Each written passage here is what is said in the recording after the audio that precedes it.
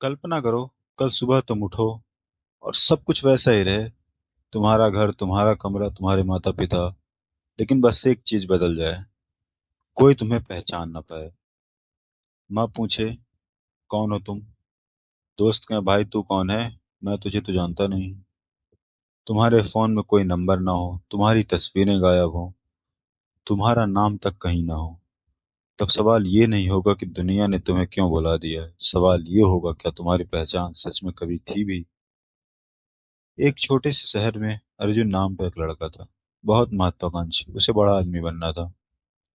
पैसा चाहिए था, नाम चाहिए और सम्मान चाहिए था। वह दिन रात मेहनत करता था। उसे लगता था, जिस दिन लोग मुझे पहचानने लगेंगे उसी दिन मेरी जिंदगी सफल हो जाएगी। साल बीते, नौकरी मिली, पैसा आया, गाड़ी आई, सोशल मीडिया पर हजारों उसके फॉलोवर हो गए। लोग उसके साथ फोटो खिंचवाने लगे और उसे भी लगने लगा कि अब मैं महत्वपूर्ण हो गया हूँ। लेकिन एक रात उसने एक अजीब सा सपना देखा। सपने में वह सुबह उठता है, सब कुछ सामान्य है, लेकिन कोई उसे पहचान नहीं रहा है।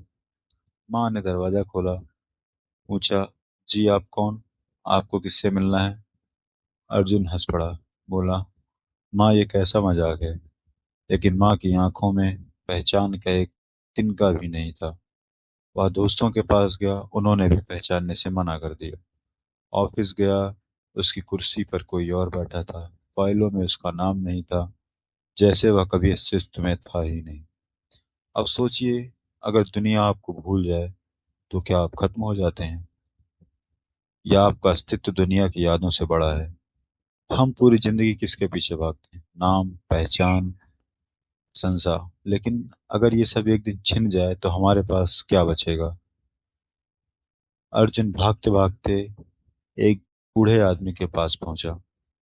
वो शहर के बहुत माने जाने व्यक्ति थे। वह शहर के बाहर एक पुराने पेड़ के नीचे बैठे थे। अर्जुन ने कहा, सब लोग मुझे भूल गए हैं, मैं कौन हूँ? बूढ़ा मुस्कुराया, फिर पूछा, जब लोग तुम्हें जानते थे तब तुम कौन थे?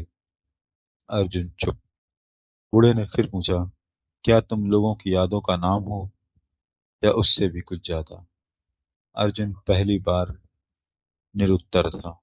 सोचिए, जब कोई आपकी तारीफ करता है तो आपको अच्छा क्यों लगता है, और जब कोई आलोचना तो बुरा क्यों लगता है? क्या हमारा सुख दूसरों के विचारों के हाथों में कैद है? अगर हाँ, तो मालिक कौन हुआ, हम या दुनिया? बूढ़े आदमी ने अर्जुन को नदी के किनारे ले जाकर कहा, इस पानी को देखो। नदी कभी अपने परिचय नहीं देती, बस वह बहती रहती। सूरज कभी नहीं कहता कि मैं महान हूं।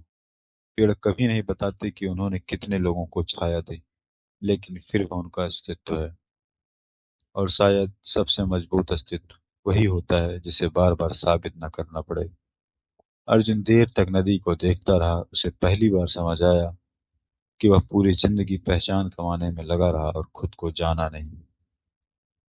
हम में से अधिकांश लोग भी अर्जुन की तरह हैं। हम चाहते हैं कि लोग हमें नोटिस करें, हमारी पोस्ट लाइक करें, हमारी सफलता की तारीफ करें, लेकिन कभी खुद से नहीं पूछते, अगर कोई मुझे ना देखे तब भी क्या मैं वही रहूंगा?